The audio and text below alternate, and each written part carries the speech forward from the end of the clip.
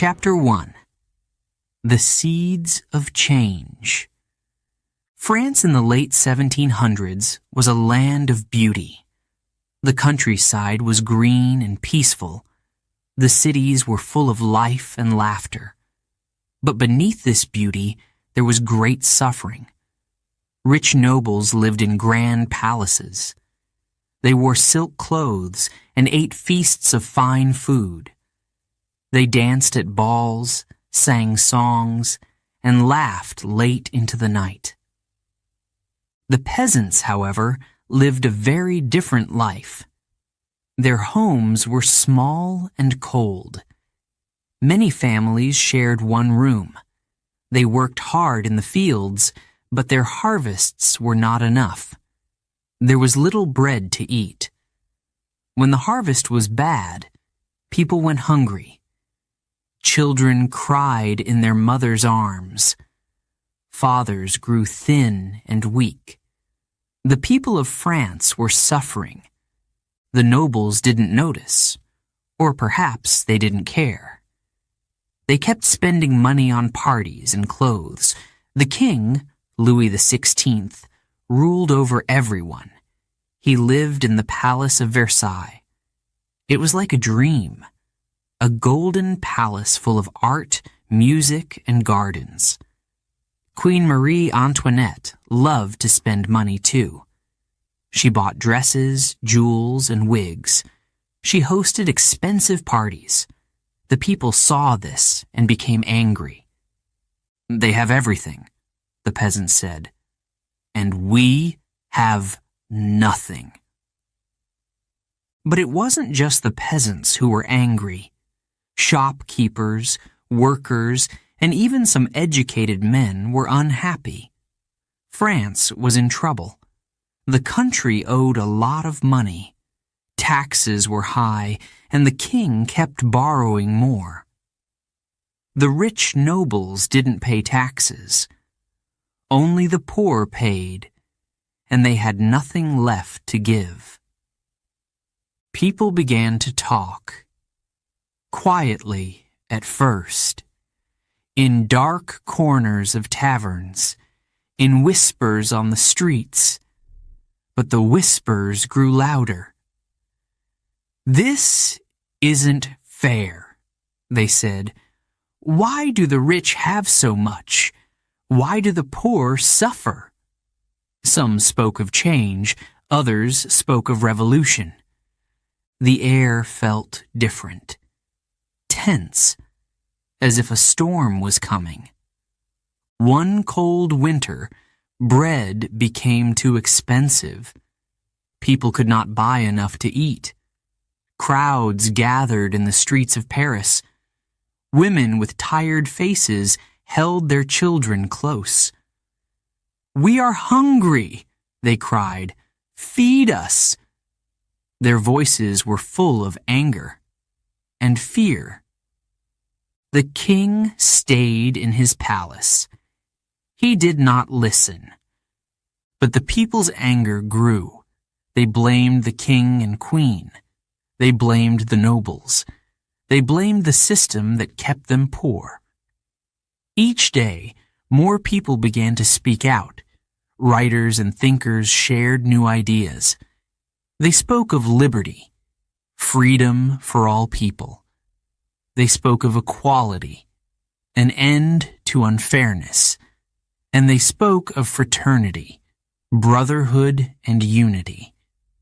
These ideas were powerful. They gave people hope.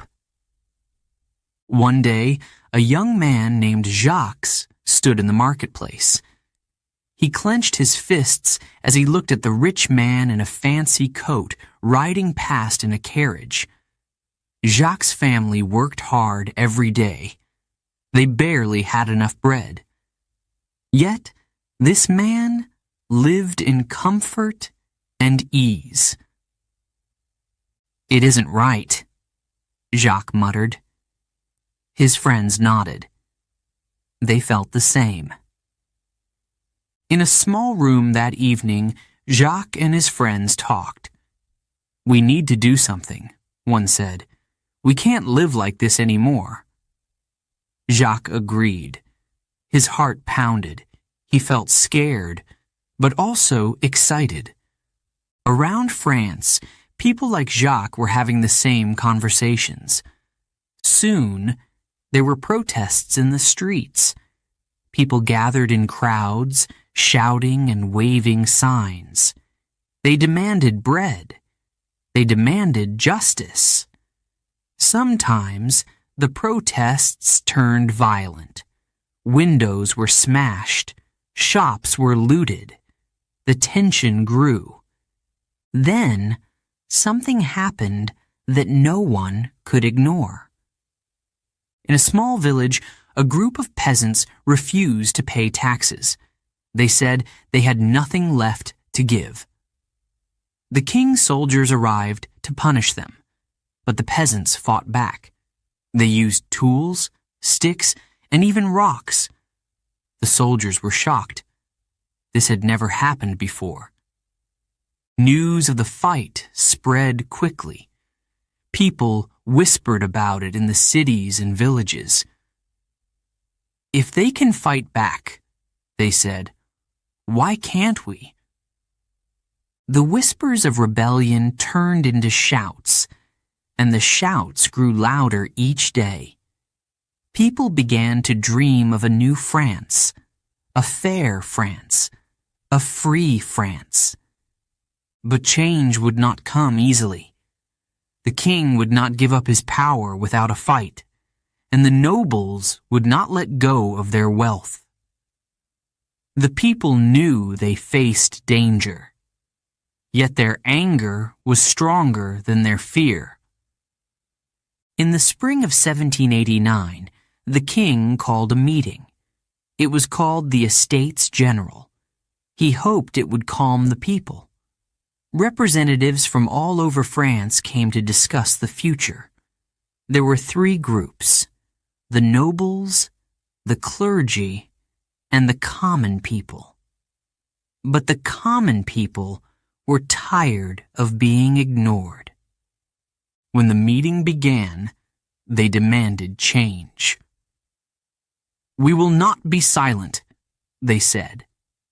The king grew nervous. He ordered the meeting to stop, but the common people refused to leave. They gathered in a tennis court and made a promise. They would not stop fighting until France had a fair constitution. It was the beginning of something new. Outside, the streets of Paris were alive with energy. People marched with torches. They shouted slogans and sang songs. They believed change was coming. But change would not come without a cost. Chapter 2. A King in Trouble. King Louis XVI sat in his grand palace. The walls were covered with gold. Outside, the gardens stretched for miles. Everything was perfect, or so it seemed. Louis was not happy. He felt the weight of the crown. He wanted to be a good king, but it was hard. The problems of France were too big for him. The country was running out of money. The people were starving. Everywhere there was talk of anger and change. But Louis didn't know what to do. His advisors gave him advice, but it was always different. "Raise taxes," one said. "The people can pay more." But another said, "Cut spending. Stop wasting money." Louis listened, but he could not decide. He sighed. His ancestors had been strong kings. They had ruled with power and confidence. But Louis was different. He was unsure. Meanwhile, Queen Marie Antoinette was busy. She loved parties, music, and fashion. She wore beautiful dresses and tall wigs. People said she sparkled like the sun. But the queen also had enemies. The people of France called her Madame Deficit. They blamed her for the country's problems. They said she spent too much money. They said she didn't care about them. One cold day, a crowd gathered outside the palace gates. They were hungry. Many held signs. "We need bread," they shouted. "Feed us!" Marie Antoinette heard the noise. She looked out from her window. "Why are they shouting?" she asked. Her ladies-in-waiting said nothing. It was said that the Queen once told the people, "Let them eat cake." But this is not true. She never said those words. Still, it became a symbol of her. To the people, the Queen was out of touch. Inside the palace, the king felt trapped. He wanted to help, but he did not know how. He tried to listen to the people. He called for a meeting of the Estates General. It was the first time in 175 years. The Estates General brought together 3 groups of people. The first group was the clergy, or church leaders. They were rich and powerful. The second group was the nobles. They lived in grand houses and paid no taxes. The third group was the common people. They were shopkeepers, workers, and farmers. The meeting began. The king hoped it would calm the anger, but it only made things worse. The common people spoke loudly. "We are tired of being ignored," they said. "We are tired of being hungry." They wanted change, but the nobles and the clergy did not listen. The king became nervous. He ordered the meeting to stop. The common people were furious. "We will not be silenced," they shouted. They left the room and gathered in a tennis court. There, they made a vow. They promised to fight for a new France. The king's troubles grew. Each day, the streets of Paris became louder. The people's anger burned like fire. One night, Louis sat at his desk. He held a letter in his hand. It was from one of his advisors. The words were clear. "The people are planning something. They are preparing to rise." The king's hands shook. He felt fear, but he also felt anger. "I am the king," he said softly. "They should obey me." But deep down, Louis knew the truth. His power was slipping away. In the palace gardens, Marie Antoinette walked with her children.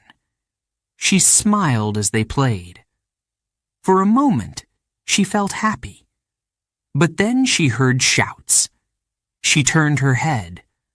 A group of peasants had gathered near the gates. They waved torches and banners. Their voices filled the air. "Down with the Queen!" they cried. Marie Antoinette's smile faded. She held her children close. That night, she wrote a letter to her family in Austria. "France is dangerous," she wrote. "The people hate me. I fear for my life." Back in Paris, the mood was electric. The people wanted change, and they wanted it now. They gathered in cafes and taverns. They read pamphlets and talked about liberty. The king tried to calm the storm. He made promises. He said he would fix the problems, but the people didn't believe him. A man named Robespierre spoke to a crowd one evening. His voice was clear and sharp. "The king is weak," he said. "He cannot save us. We must save ourselves." The crowd cheered. The king heard about Robespierre. He felt a chill. This man was dangerous. As the weeks passed, the king grew more isolated. He stayed inside the palace, far from the people. He signed papers and held meetings, but nothing seemed to help. One evening, he spoke to Marie Antoinette. "What should I do?" he asked. The queen shook her head. "We must stand strong," she said. "We are the rulers of France." But Louis did not feel strong. He felt afraid. The pressure on the king grew heavier. The people wanted him to act. They wanted him to listen. But Louis hesitated. He was caught between two worlds, the old world of kings and queens, and the new world the people dreamed of. On a warm summer night, Louis looked out from his balcony. He saw the lights of Paris in the distance. The city was alive with energy, but it was not the energy of joy. It was the energy of revolution. The king turned away from the window. He felt tired. The weight of his crown pressed down on him. Chapter 3. Storming the Bastille. The sun rose early on July 14th, 1789. It was a hot summer day. The streets of Paris were restless. People whispered to each other as they gathered in the squares and markets. Something big was about to happen.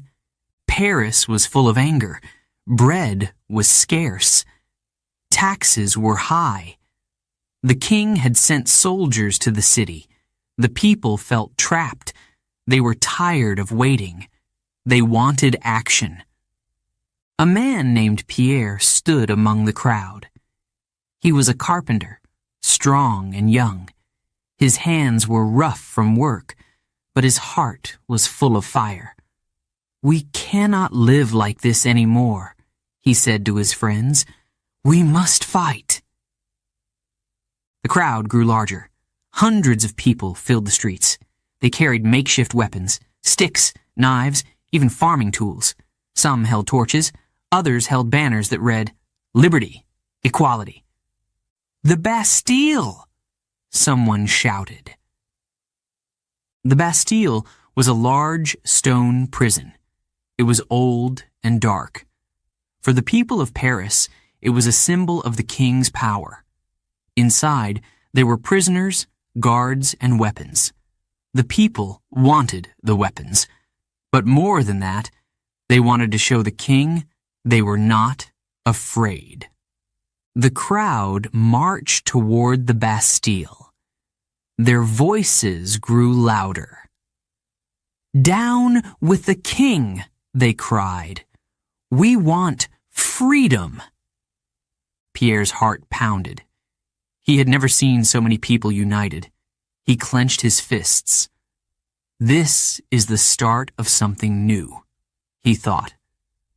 The Bastille's gates were tall and heavy. Guards stood at the top of the walls, looking down at the crowd. The leader of the Bastille, Governor de Launay, was inside. He watched nervously. The shouts from the crowd grew louder. "They are too many," one guard said. "What should we do?" "Hold your ground," Delaunay ordered, but his voice shook. The people reached the gates. They banged on the doors with sticks and tools. "Open the gates!" they shouted. "Give us the weapons!" But the gates stayed closed. The crowd grew angrier. Pierre looked up at the guards. His eyes burned with determination. "They won't listen to us," he said. "We must act." Someone fired a shot. No one knew who fired first. The sound echoed through the streets. For a moment, there was silence. Then chaos erupted. The guards fired back at the crowd.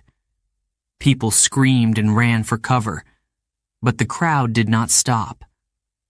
They pushed forward, throwing rocks and bottles. Pierre grabbed a torch and ran toward the gates. His heart raced. "We can do this!" he shouted. More people joined the fight. Workers, shopkeepers, even women and children. They brought ladders to climb the walls. They used ropes to pull down the gates. The noise was deafening. Inside the Bastille, the guards fought back, but they were outnumbered. The people kept coming. Their anger was stronger than their fear. Finally, the gates began to crack. The crowd cheered. Pierre felt a surge of hope. "We're going to win," he thought. After hours of fighting, the gates fell. The crowd rushed inside. The guards dropped their weapons and surrendered. Governor Delaunay was captured.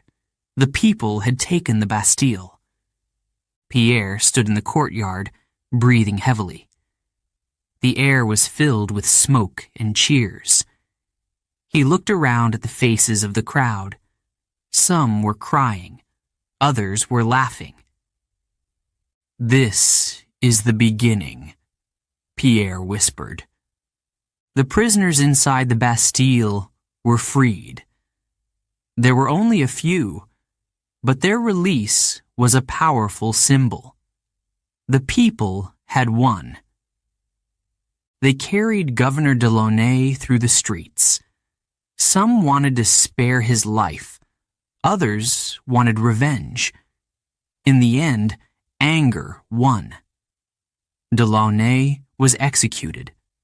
The crowd took pieces of the Bastille, stones, wood, and chains. They carried them home as souvenirs. The Bastille, once a symbol of fear, was now a symbol of freedom. News of the Bastille's fall spread quickly. In the countryside, peasants heard the story and felt brave. They began to rise up against their landlords. Across France, the old system of power started to crumble. In Versailles, King Louis XVI heard the news. He looked at his advisor with wide eyes. "Is it a revolt?" he asked. "No, sire," the advisor replied. "It is a revolution." The king said nothing. He turned away and stared out the window. The world he knew was falling apart. For Pierre and the people of Paris, July 14th, 1789, was more than just a day. It was a turning point. The Bastille's fall showed that the people had power. They could stand up to the king. But it was also the start of something dangerous. The fight for freedom would not be easy. More battles were coming. More sacrifices would be made. Pierre stood in the streets that night. The city was quiet now, but the air felt different. It was heavy with possibility. He thought about his family, his friends, and the future. "France is changing," he said softly. "And I will be part of it." Chapter 4. Liberty, Equality, Fraternity. The streets of Paris were alive with energy. People talked, argued, and shouted in the squares. They spoke of liberty, equality, and fraternity, freedom, fairness, and brotherhood. These were big ideas. They gave people hope. But dreams are not easy to achieve. Pierre stood with a group of friends near a cafe. They had just heard a speech from a revolutionary leader. The man had a strong voice and fiery words. "We must fight for a new France," he had shouted. The crowd cheered, their fists in the air. Now, Pierre felt both excited and nervous. "Do you think we can really change things?" he asked. His friend Marie nodded. She was young, with bright eyes full of determination. "We have to," she said. "If we don't, who will?" The revolution had begun. The National Assembly was writing new laws. They wanted to end the old ways of the monarchy. No more kings with absolute power, no more nobles with special privileges. The people of Paris were proud. They had taken the Bastille. They had shown their strength. But the work was far from over. In the assembly, men debated fiercely. Some wanted slow changes. Others wanted to rebuild France completely. Arguments lasted for hours. Sometimes voices were raised. But outside the assembly, life was still hard. Bread was expensive. Taxes were high. The people wanted action, and they wanted it now. One afternoon, Pierre and Marie walked through the market. They saw a group of women talking loudly. One of them, an older woman, waved a loaf of bread in the air. "This cost my entire week's pay," she cried. The women grew angrier. "We are starving," they said. "We fought for freedom. But what has changed?" Pierre felt a knot in his stomach. He had seen this anger before. He remembered the storming of the Bastille. That same fire burned in these women's eyes. At night, Paris was restless. The sound of marching feet filled the streets. Groups of citizens, armed with sticks and old swords, patrolled the city. They called themselves the National Guard. Their leader, Lafayette, was a hero from the American Revolution. He believed in liberty, but he also believed in order. "We must protect the revolution," he told his men, "but we must also protect the people." The National Guard tried to keep peace, but sometimes peace was hard to find. Fights broke out in the streets. Tensions were high. In the middle of it all, the king stayed in Versailles. He still lived in luxury. He still wore fine clothes and ate grand meals, but his power was fading. One evening, the king received news from the National Assembly. They had written the Declaration of the Rights of Man and Citizen. It said all men were born free and equal. It said everyone had the right to liberty, property, and security. The king frowned as he read it. "What does this mean for me?" he asked his advisors. But deep down, Louis already knew the answer. The people of Paris celebrated the declaration. They gathered in the streets to read it aloud. Pierre stood among them, listening. The words filled him with hope. Marie smiled as she held a copy of the declaration. "This is what we've been fighting for," she said. "This is the start of a new France." Pierre nodded, but he noticed something in the crowd. Some faces were still angry. Some voices whispered, "It's not enough." Days turned into weeks. The excitement of the revolution mixed with fear. People didn't trust each other. Rumors spread quickly. "The king is planning to attack us," some said. The nobles want to bring back the old ways. In the assembly, tempers flared. Some members wanted to work with the king. Others wanted to get rid of him completely. Robespierre, a young and passionate speaker, became a rising star. "We cannot trust the king," he said. "The people must take control." His words were powerful. Some cheered, others feared him. One rainy morning, Pierre and Marie joined a march. Hundreds of women, carrying pots, pans, and even pitchforks, were heading to Versailles. They wanted to speak to the king. "We want bread!" they shouted. "We want justice!"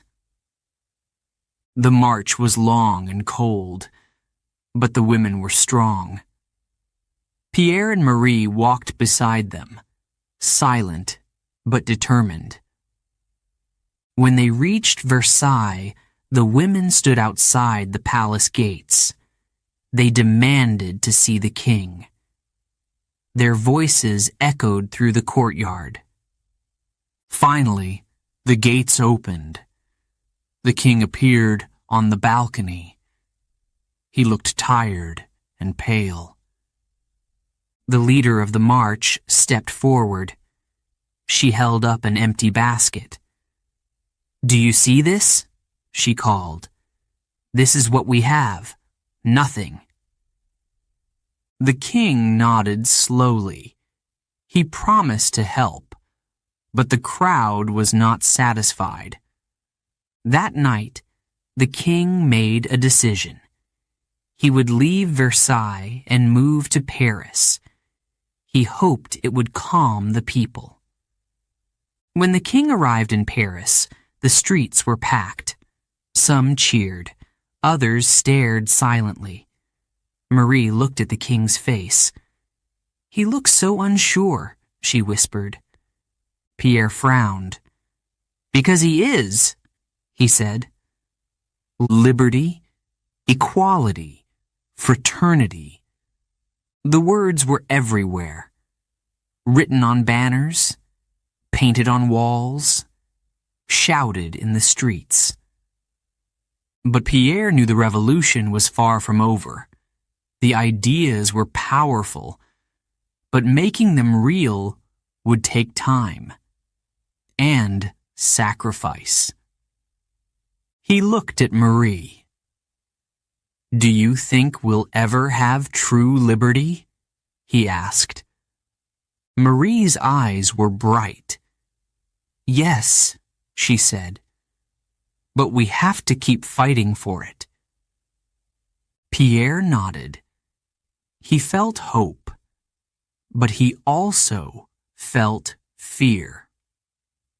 Chapter 5. The King on Trial. The streets of Paris were cold and gray. Winter had come, but the city buzzed with energy. People whispered in markets and squares. Big news had spread. The king was to stand trial. Pierre heard the news while walking home. He stopped in his tracks. "The king on trial," he said to himself. It sounded impossible. Kings were supposed to be untouchable. They ruled by divine right. They were chosen by God. But now, Louis XVI was just a man. The National Assembly had taken away his power. The revolutionaries no longer trusted him. They believed he was working against them. Some even said he was helping France's enemies. Inside his prison, King Louis XVI sat quietly. The room was bare, cold, and silent. It was far from the golden halls of Versailles. He looked at a letter from his wife, Queen Marie Antoinette. She wrote of her love for him and her worries for their children. Louis felt a pang of sadness. His family was in danger, and he could not protect them. He thought of the people outside. Once, they had cheered for him as their king. Now they called him a traitor. Louis sighed. He had always tried to be a good king, but it had not been enough. The trial began in a large hall. It was crowded with revolutionaries, guards, and citizens. Pierre stood at the back of the room, his heart pounding. He had come to see history being made. The prosecutors listed the charges against the king. They said he had betrayed his country. They said he had plotted with foreign powers to stop the revolution. Louis sat calmly. He listened to the accusations without showing emotion. But his hands trembled in his lap. When it was his turn to speak, the king stood. His voice was steady but quiet. "I have always loved France," he said.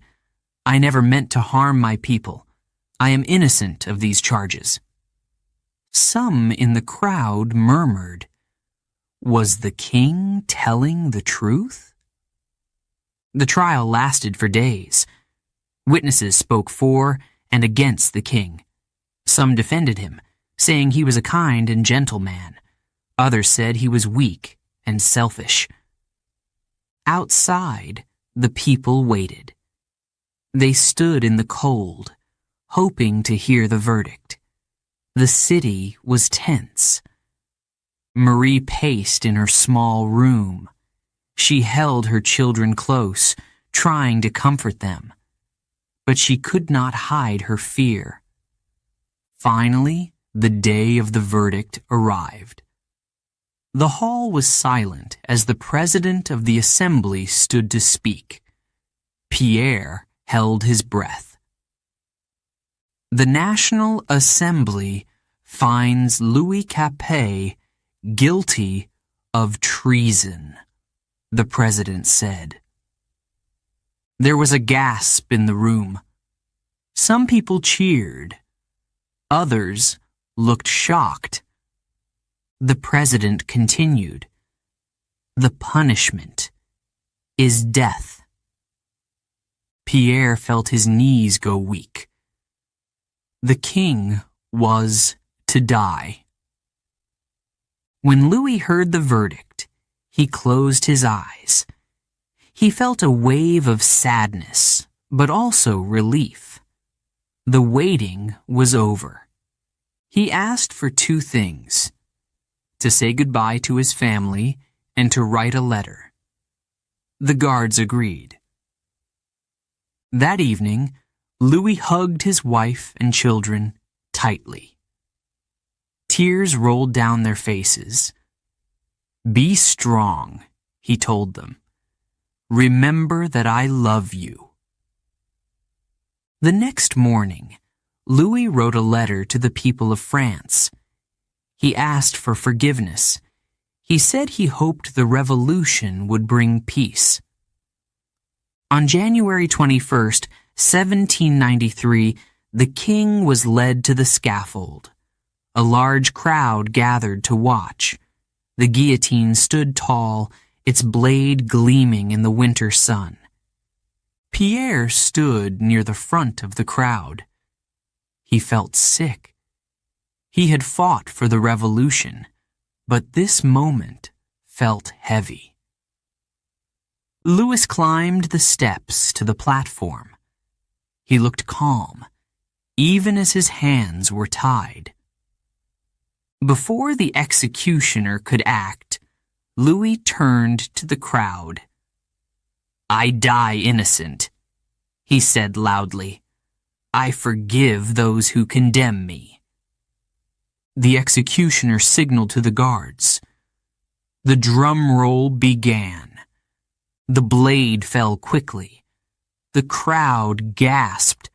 Some people cheered, shouting, "Long live the Republic!" Others wept silently. Pierre turned away. His hands were shaking. He had dreamed of freedom and equality, but now he felt only sorrow. The death of the king was a turning point. France was no longer a monarchy. It was a republic ruled by the people. But the revolution was far from over. New challenges lay ahead. The people of France had won their freedom, but they were about to learn how difficult it was to keep it.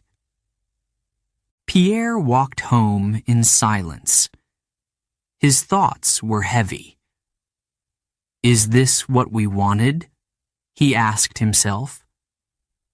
Marie greeted him at the door. She looked into his eyes. "What happens now?" she asked.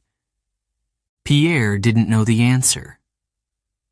Before we begin Chapter 6, a quick note for our listeners. You're currently listening to this audiobook on Woo English. Remember, this content is specially made for Woo English listeners only. If you're hearing it on any other channel, it may be a violation of Woo English's rights.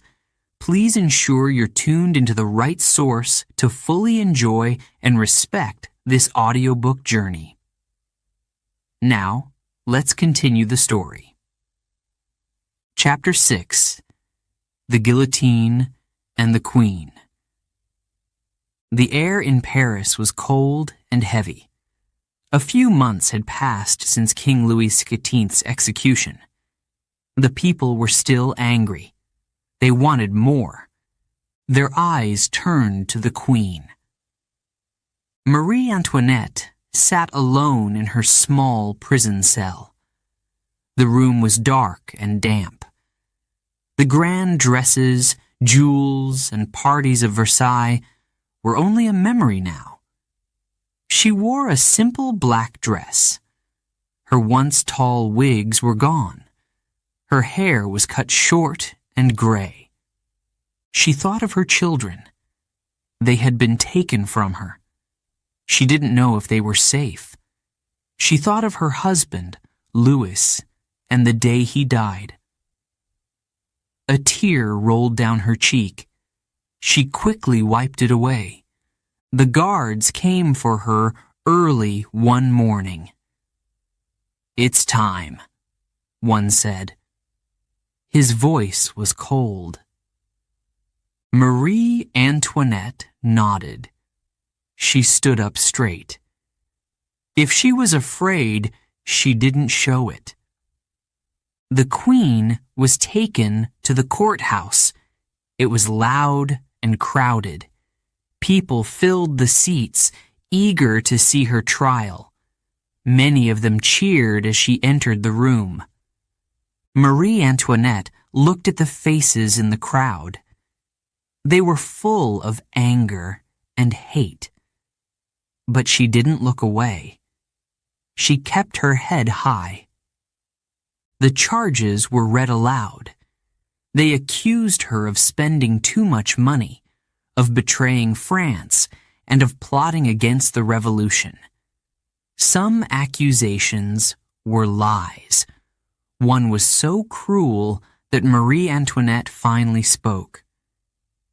Her voice was steady, but filled with pain. "I appeal to all mothers," she said. "What you accuse me of is false and inhuman." The crowd grew quiet for a moment, but the silence didn't last. The trial lasted for 2 days. Witnesses came forward to speak against her. They called her greedy. They called her cruel. Marie Antoinette said little.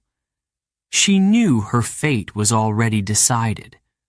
When the verdict was announced, there was no surprise. "Guilty," the judge declared. "The punishment is death." The crowd cheered. For them, the Queen was a symbol of everything wrong with the old monarchy. They wanted her gone. That night, Marie Antoinette, was taken back to her cell. She sat on the small wooden bed and wrote a letter to her sister. Her hands trembled as she held the pen. "I am calm," she wrote. "I forgive my enemies. I pray for my children." She folded the letter carefully. A guard came to take it away. The morning of October 16th, 1793, was gray and quiet. The Queen was dressed in a simple white gown. Her hands were tied behind her back. A cart waited outside to take her to the scaffold. The streets of Paris were crowded. People lined the roads, shouting and jeering. Some threw rotten food. Others stood silently, watching. In the cart, Marie Antoinette kept her head high. She didn't look at the crowd. She didn't cry. She stared straight ahead. The cart reached the Place de la Révolution. The guillotine stood tall in the center. Its blade gleamed in the pale light. Marie Antoinette climbed the steps to the platform. Her steps were steady. She didn't falter. The executioner stepped forward to tie her feet. As he did, she accidentally stepped on his foot. "Pardon me," she said softly. "I didn't mean to do it." These were her last words. The crowd grew silent as the Queen was placed under the blade. The drum roll began. The blade fell swiftly. It was over. The people cheered loudly. The monarchy was gone. First the king, now the Queen. But as the cheers faded, a strange feeling filled the air. Some felt relief. Others felt sadness. Pierre was in the crowd that day. He had seen the king die. Now he watched the Queen's death. He thought of the word liberty. Is this what liberty looks like? He wondered. Marie Antoinette's death marked the end of an era. But the revolution was far from over. Back in the streets of Paris, the people began to talk.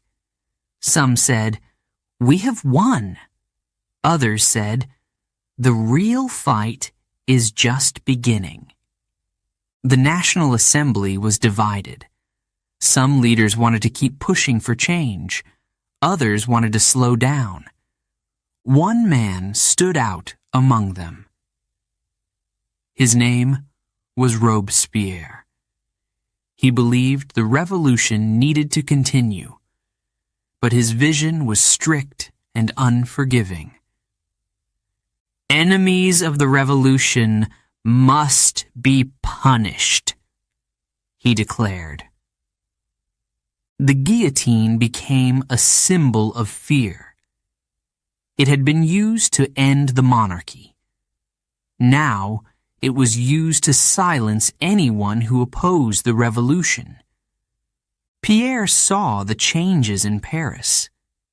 The excitement of liberty had turned into suspicion. People accused their neighbors of being traitors. Friends turned against friends. Marie joined Pierre at the market one day. She looked worried. "Do you think this will ever end?" she asked. Pierre didn't answer. He didn't know what to say. Marie Antoinette's life had been full of luxury. Her end was full of pain. She had been a queen, a wife, and a mother. Now she was a memory. But her death raised a question. How far should the revolution go? The streets of Paris were still restless. The dream of liberty, equality, and fraternity was alive. but the cost of that dream was growing higher every day. Chapter 7. The Reign of Terror. The year was 1793. Paris was tense. The revolution had brought hope, but now it brought fear. Robespierre was one of the leaders of the revolution. He believed in liberty, equality, and fraternity. But he also believed in justice, harsh justice. Robespierre wanted to protect the new France. He saw danger everywhere. Enemies of the revolution are hiding among us, he said. We must stop them. He was serious. Too serious. The guillotine stood in the center of Paris. Its blade was sharp and ready. At first, it had been used for kings and nobles. Now, it was used for anyone who was seen as an enemy. Every day, crowds gathered to watch. The square was full of noise, shouts, cheers, and whispers. People came to see who would be next. Pierre stood in the crowd one morning. He had come to see a trial. A man named Jacques, a baker, was accused of speaking against the revolution. Jacques stood before the judges. His face was pale. I only said the bread prices were unfair, he explained. I didn't mean to insult the revolution. The judges didn't listen. The verdict was quick. Guilty. Pierre's heart sank. Jacques had always been kind. This isn't justice, Pierre thought. Fear spread like a shadow across France. People didn't trust each other. A neighbor's whisper could send you to the guillotine. Friends became enemies. Marie looked worried as she sat with Pierre in the market. Do you hear the rumors? She asked softly. What rumors? Pierre replied. They say even the revolution's leaders are turning against each other. No one is safe. Pierre nodded. He had heard the same whispers. Even Robespierre's friends were in danger. Robespierre gave passionate speeches in the National Assembly. His words were powerful. We must protect the revolution at all costs, he declared. Without order, there can be no freedom. Some people agreed with him. They believed strong actions were needed. But others grew afraid of Robespierre. They began to wonder if he cared more about power than liberty. One evening, Pierre walked through the streets of Paris. The air was cold and heavy. He passed the square where the guillotine stood. It was quiet now, but the sight of it made him shiver. He thought about Jacques, the baker. He thought about all the others who had lost their lives. Is this what we fought for? Pierre asked himself. He remembered the dreams of liberty and equality. They had felt so bright and full of hope. Now, those dreams felt far away. The reign of terror grew worse. Nobles, priests, workers, and even revolutionaries were executed. No one was safe. One day, Pierre heard shocking news. Danton, a close ally of Robespierre, had been arrested. Danton was a hero of the revolution, but now he was accused of being an enemy. The trial was quick. The verdict was harsh. Danton was sent to the guillotine. Marie's face was pale when she heard the news. "If Danton can fall, anyone can," she said. Pierre didn't answer. He didn't know what to say. Robespierre's power grew stronger, but his list of enemies grew longer. People began to fear him. Even his closest allies started to turn against him. In July 1794, the National Assembly decided they had had enough. Robespierre was arrested. Pierre was in the crowd when Robespierre was taken to the guillotine. The man who had sent so many others to their deaths now faced the same fate. The crowd was silent as the blade fell. The reign of terror ended with Robespierre's death, but the scars it left behind were deep. Pierre stood in the square that evening. The guillotine was gone, but its shadow still hung over the city. He thought of all the lives lost. He thought of liberty and equality. Was it worth it? He wondered. Marie joined him. She touched his arm gently. "We have to believe in the future," she said. Pierre nodded slowly. He wanted to believe, but the cost of the revolution had been so high. France began to rebuild. The dreams of liberty, equality, and fraternity were still alive. But the people knew those dreams would take time to achieve. Pierre walked home that night, deep in thought. He remembered the early days of the revolution. He remembered the hope, the excitement, and the fire. The fire was still there, but now it burned differently. It was quieter, more determined. Chapter 8: A Nation Transformed. The revolution had shaken France.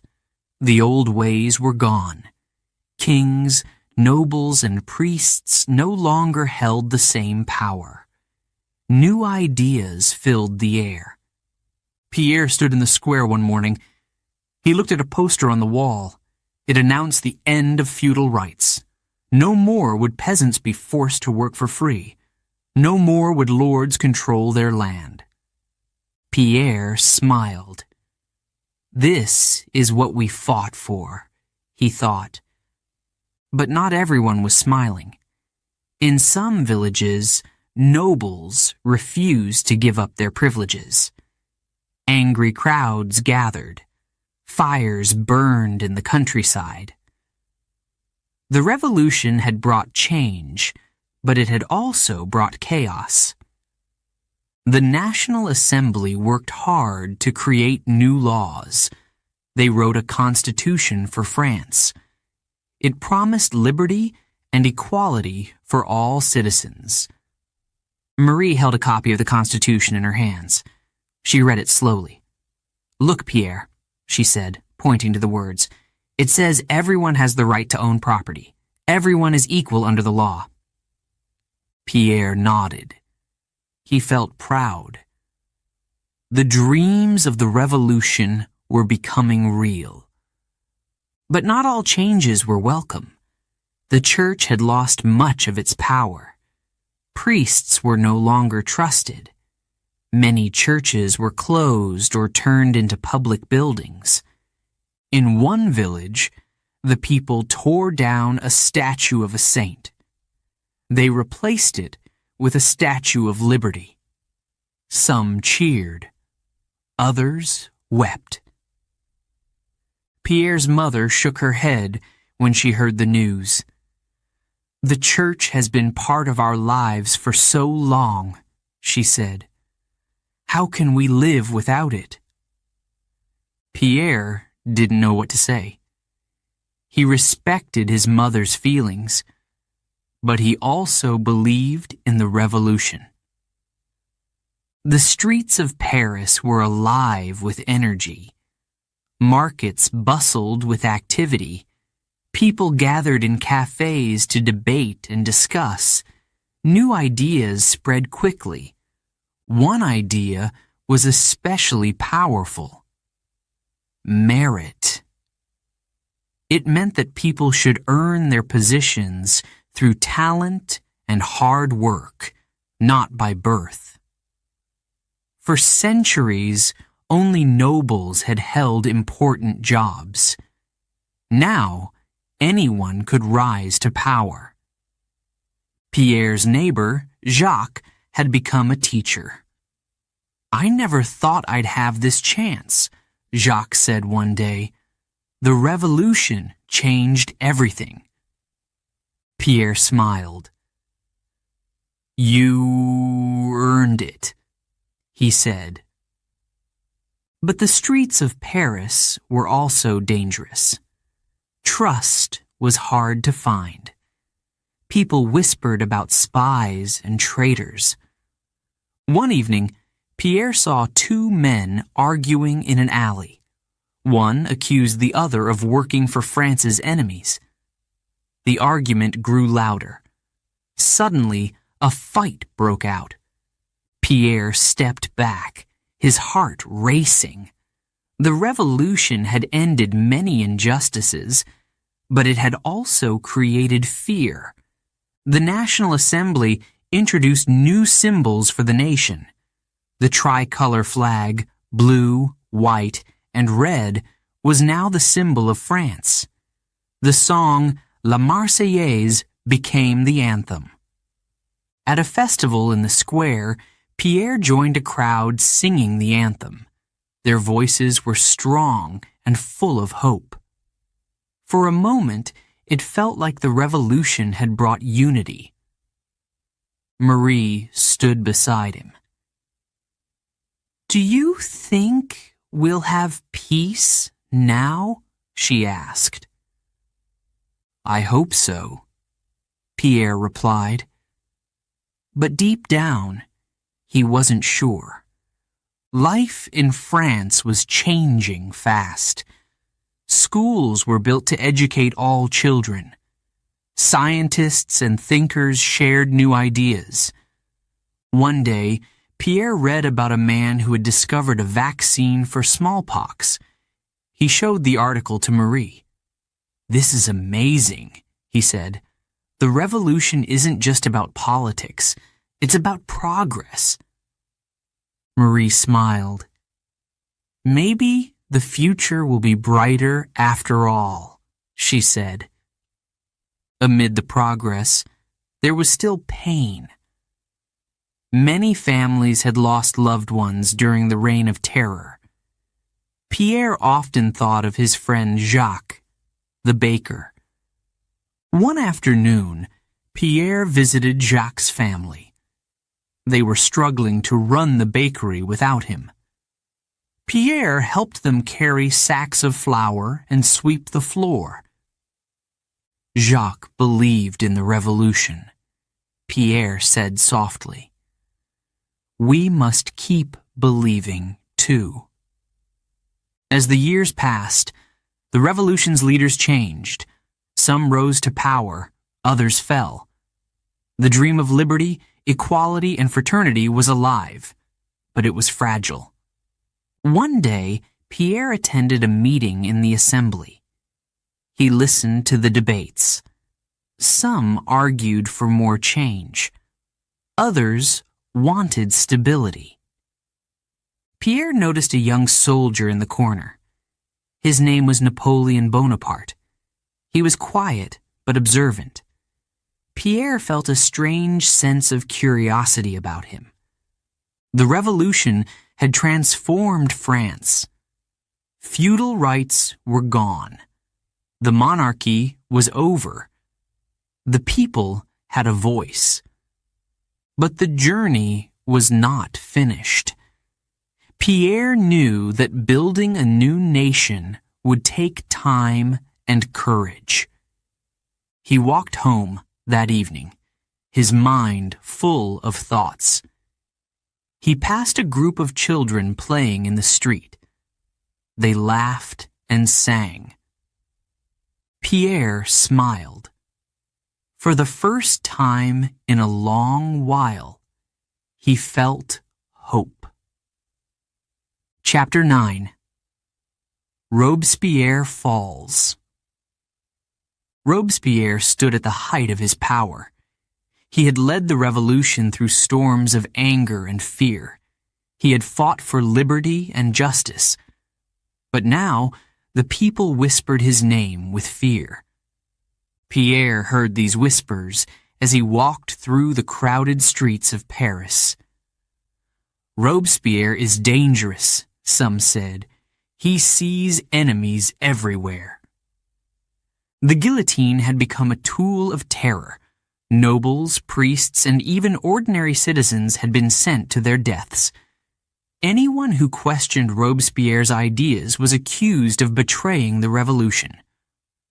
Marie looked worried as she spoke to Pierre. "Do you think he will stop?" she asked. Pierre shook his head. "I don't think he knows how to stop," he said softly. In the National Assembly, Robespierre gave speeches full of fire. His voice was strong and his words were sharp. "We must protect the revolution," he said. "Our enemies are everywhere." At first, the Assembly listened. Many believed Robespierre was right. But over time, his words began to sound like threats. One day, he accused members of the Assembly of working against the revolution. He refused to name them. The members grew uneasy. "How can we trust him if he accuses us all?" one whispered to Pierre. The people of Paris began to turn against Robespierre. The streets were filled with anger. Many had lost family and friends to the guillotine. They wanted the terror to end. In cafes and markets, people debated. Some still supported Robespierre. They believed he was protecting the revolution. Others called him a tyrant. Pierre listened to these debates. He remembered how Robespierre had inspired hope in the early days, but now hope had turned to fear. On July 26, 1794, Robespierre gave a long speech to the Assembly. He spoke of conspiracies and traitors. His words were powerful, but his tone was harsh. Some members of the Assembly grew angry. "This is too much," one muttered. "He sees enemies in every shadow." The next day, the Assembly acted. Robespierre and his allies were arrested. Pierre heard the news in the square. "Robespierre," he said aloud. He couldn't believe it. Robespierre was taken to the same prison where so many others had waited for their fate. For the first time, he was powerless. His supporters tried to rescue him, but their efforts failed. The people had turned against him. Marie read the news in the paper. "He is going to face the guillotine," she said. Pierre nodded slowly. He created the terror. Now it will end with him. The morning of July 28, 1794, was bright and clear. Crowds gathered in the square to watch Robespierre's execution. Pierre stood among them. He felt a mix of emotions. Robespierre had once been a hero, but now he was seen as a monster. Robespierre climbed the steps to the scaffold. His face was pale. The crowd was silent as the blade fell. The reign of terror ended with Robespierre's death. The streets of Paris felt calmer. The guillotine was used less and less. Marie looked out of the window one evening. "Do you think it's really over?" she asked. Pierre joined her. "The terror is over," he said. "But the revolution isn't finished." France began to change once again. The National Assembly worked to rebuild trust. New leaders stepped forward, promising stability. But the wounds of the terror were deep. Many families had lost loved ones. The people were tired. They wanted peace. Pierre walked through the market one afternoon. He saw children playing and people laughing. It felt like a new beginning. He thought of Robespierre's dream of liberty and equality.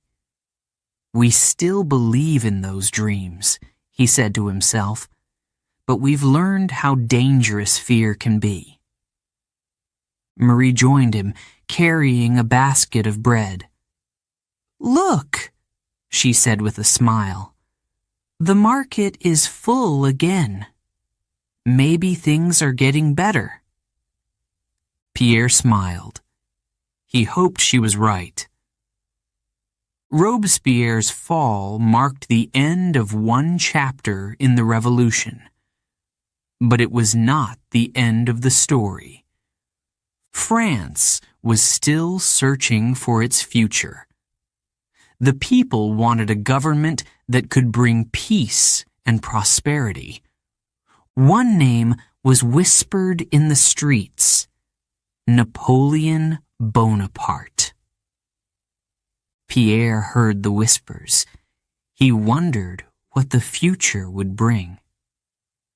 Chapter 10. The Rise of Napoleon. France was exhausted.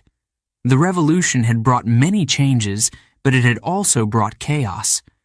The streets of Paris were calmer now, but the people were still uneasy. They longed for stability. Pierre sat in a cafe, listening to a group of men talk. "We need a leader," one said. "Someone who can bring order." Another nodded. "Have you heard of Napoleon Bonaparte?" he asked. "They say he's brilliant, a real military genius." Pierre frowned. He had heard the name before. Napoleon was a young general who had won battles in Italy. People admired him.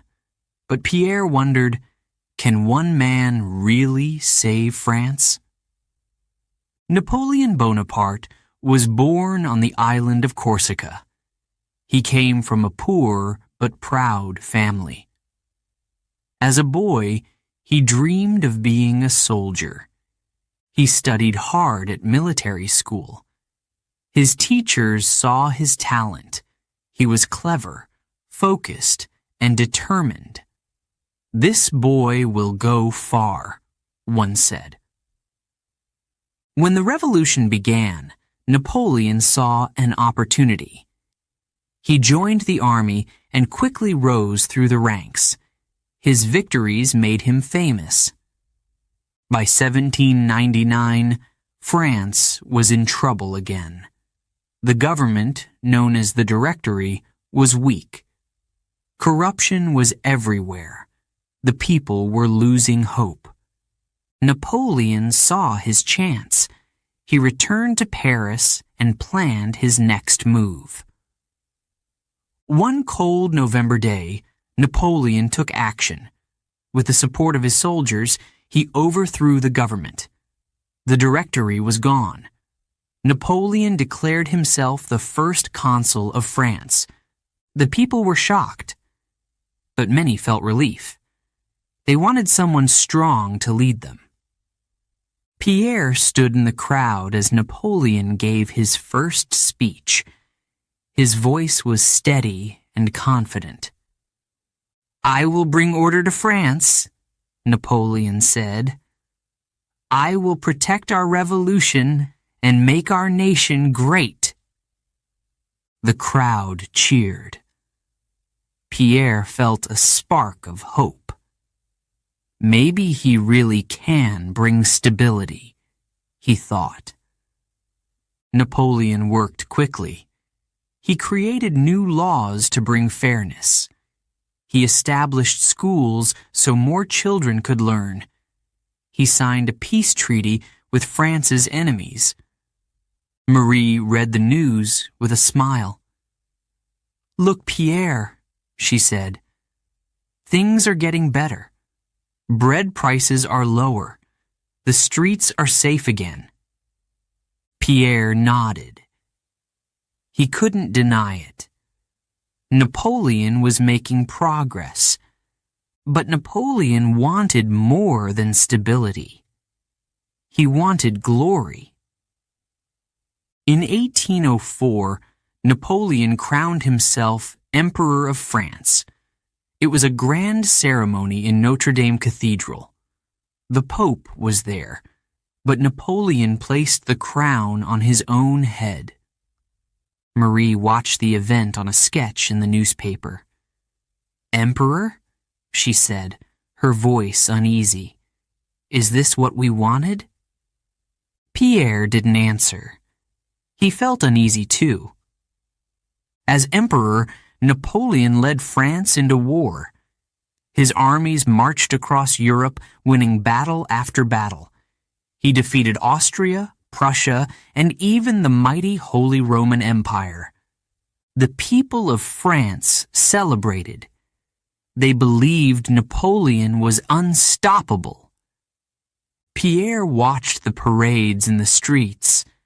Soldiers carried flags and sang songs.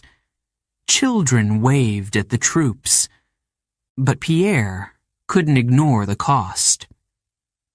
"So many young men are dying," he said to Marie one evening.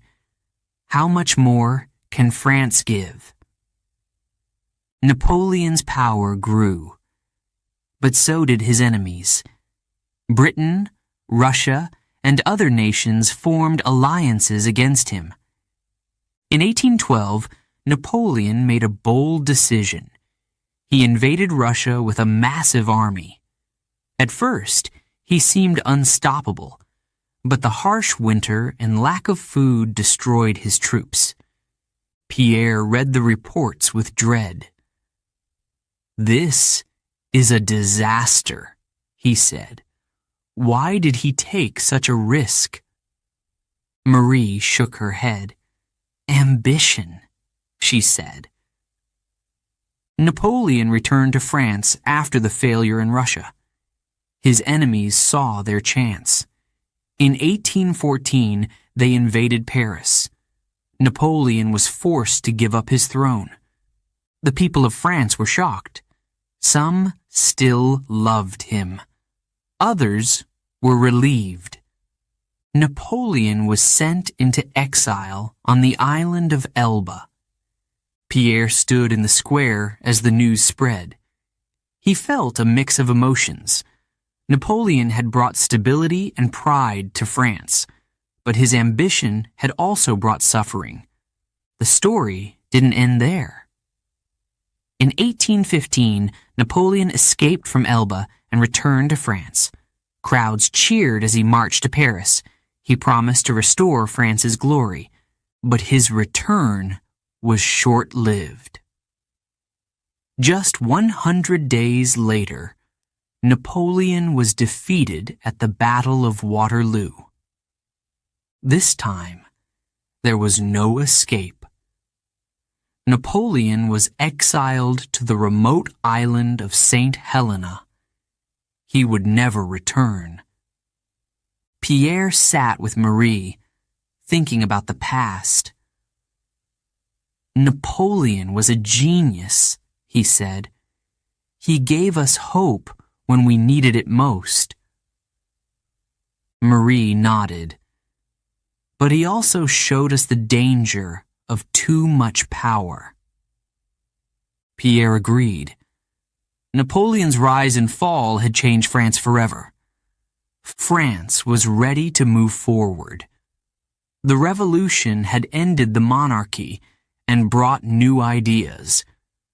Napoleon had brought stability and pride. But the future was still uncertain.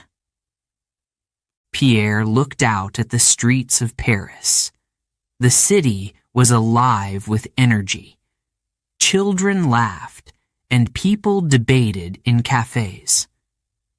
The people of France are strong, he said. We will find our way. Chapter 11. A New France. The streets of Paris were quiet. The wars were over, and Napoleon was gone. France had been through so much. The monarchy, the revolution, the reign of terror, and Napoleon's empire had all left their mark. Now, the people wanted peace. Pierre sat at a small cafe, watching the city move on. He sipped his coffee slowly. What have we gained? He wondered aloud. And what have we lost? Marie joined him with a basket of bread. We gained freedom, she said. We lost kings who thought they were gods. Isn't that enough? Pierre nodded. Yes, but at what cost? Under Napoleon, France had become powerful. His armies had marched across Europe, spreading the ideas of the revolution. They had ended feudal systems and brought new laws. The Napoleonic Code was one of Napoleon's greatest achievements. It was a set of laws that treated all men equally. It gave people the right to own property. It also protected businesses. Marie read about the code in the newspaper. This is what we dreamed of during the revolution, she said. Laws for everyone, not just for nobles. Pierre agreed. The Napoleonic Code inspired governments around the world. It was a legacy of the revolution. But Napoleon's ambition had also brought destruction. His wars had killed millions. Families across Europe mourned their sons, fathers, and brothers. One day, Pierre walked past a group of soldiers. They were missing limbs and wore old uniforms. They sat on the steps, begging for coins. He gave them what he could. These men fought for France, he thought. But what did they gain? The revolution's ideas of liberty, equality, and fraternity had spread beyond France. In America, people admired the French Revolution. They saw it as a fight for justice. In other parts of Europe, people began to question their own kings and queens. Could they have freedom too? Could they have equality? Marie spoke with a neighbor one afternoon. The revolution changed the world, she said. It showed that ordinary people have power. The neighbor nodded. But it also showed how dangerous power can be, he replied. France itself was trying to rebuild. After Napoleon's defeat at Waterloo, the monarchy returned. But it was not the same as before. Kings no longer had absolute power. Pierre read about the new king, Louis XVI, in the paper. He's careful, Pierre said to Marie. He knows the people won't accept another tyrant. Marie sighed. But will they ever trust a king again? The streets of Paris began to heal. Markets were busy again. Children played in the squares. But there was still tension in the air. Many people wanted to forget the past. Others wanted to keep fighting for the revolution's ideals. Pierre met with friends at a cafe one evening. They debated what the revolution had achieved. We have equality under the law, one man said. That's a victory. But only for men, a woman replied. Women are still treated as less important. The group fell silent. Pierre thought about Marie. She was strong and smart. She had been part of the revolution, too. The revolution had promised freedom. But for many, freedom still felt out of reach.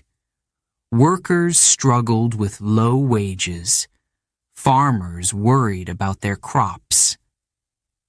Marie walked through the market one morning. She saw a boy selling flowers. He looked tired and thin. She bought a small bouquet and gave him a coin. Are you okay?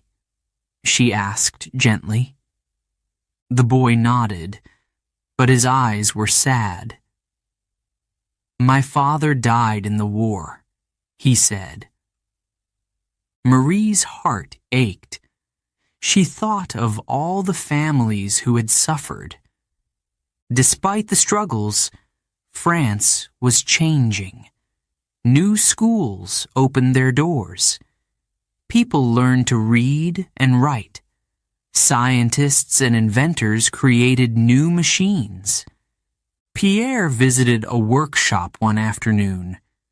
He watched a man demonstrate a steam engine. This will change everything, the man said proudly. We can build trains, factories, and new cities. Pierre smiled. The future looks bright, he said. France's new government was different from the old monarchy. It was based on the ideas of the revolution. People had a voice in how they were governed. But Pierre noticed that power still rested in the hands of a few. We have more work to do, he thought. Marie agreed. The revolution was only the beginning, she said. As the years passed, France became a symbol of change. Other countries looked to it for inspiration. Pierre walked through the streets of Paris one evening. The city was alive with energy. People gathered in cafes to share ideas. Artists painted in the squares. Musicians played in the parks. He felt proud of his country. We have come so far, he thought, but we must keep going. Chapter 12. The Legacy of Revolution. The French Revolution changed the world. It was a story of courage, hope, and pain. Ordinary people stood up against kings and nobles. They fought for liberty and equality. Pierre walked through the streets of Paris, reflecting on the past. The city had changed. The grand palace of Versailles no longer held the king. The guillotine no longer stood in the square. But the memories remained. In the beginning, the revolution was a dream. People wanted to create a better France. They wanted freedom for everyone. Pierre remembered the storming of the Bastille. He had marched with the crowd, shouting for change. The energy of that day was unforgettable. We believed anything was possible, he thought. Marie joined him as they passed a market. She pointed to a sign on the wall. It read, "Liberty, Equality, Fraternity." "We still believe in these words," she said. Pierre nodded. "But we've learned how hard they are to achieve," he replied. The revolution showed the world that kings were not untouchable. In France, the monarchy fell. Across Europe, people began to question their rulers. In America, leaders looked to the French Revolution for inspiration.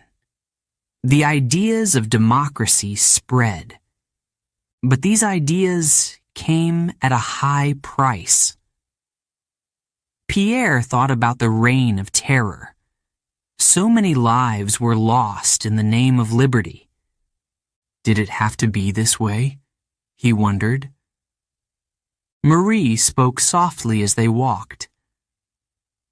"The revolution gave us hope," she said. "But it also brought fear." Pierre agreed. He remembered how people had turned against each other. Neighbors became enemies. Friends were sent to the guillotine. "Fear is a powerful weapon," he said. "But it's also dangerous." The Napoleonic Code was one of the revolution's lasting legacies. It brought laws that treated all men equally. It inspired governments around the world. Marie read about a country adopting similar laws. "The revolution's ideas are still alive," she said. Pierre smiled.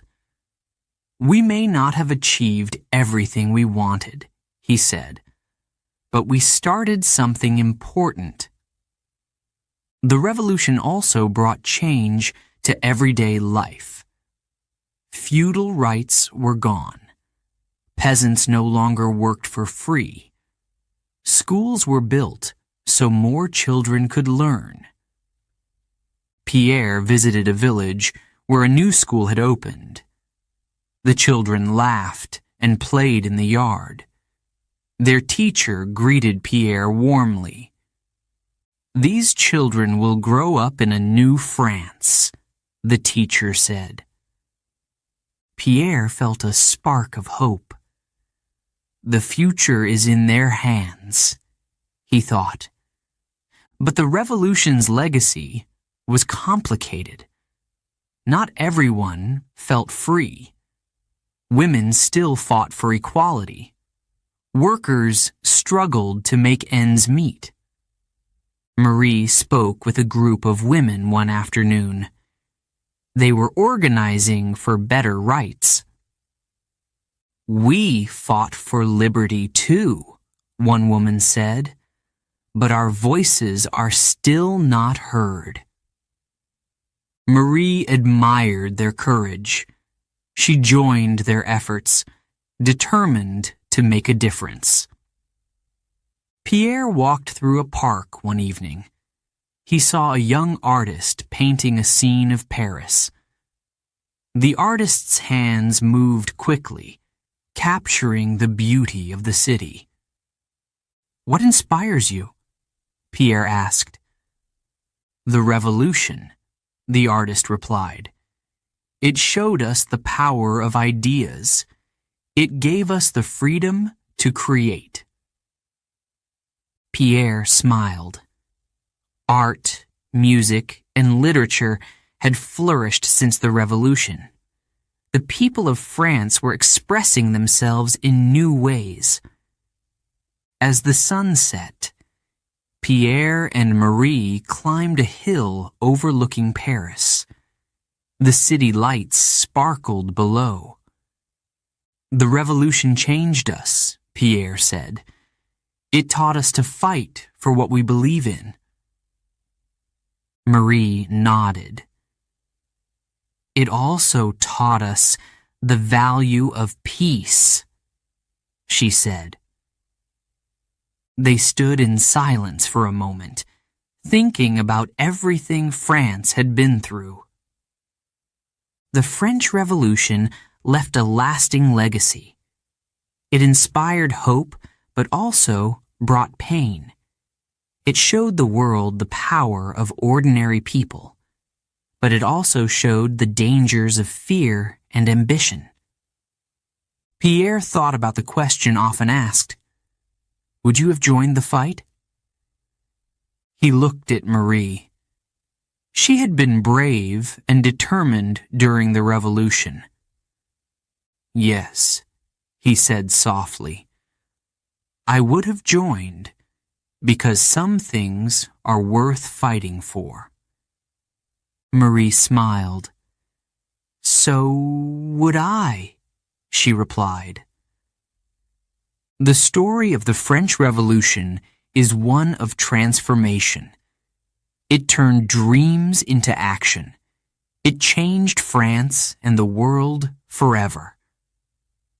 As Pierre and Marie walked home, they felt a sense of pride. The revolution's journey had been hard, but its lessons would last.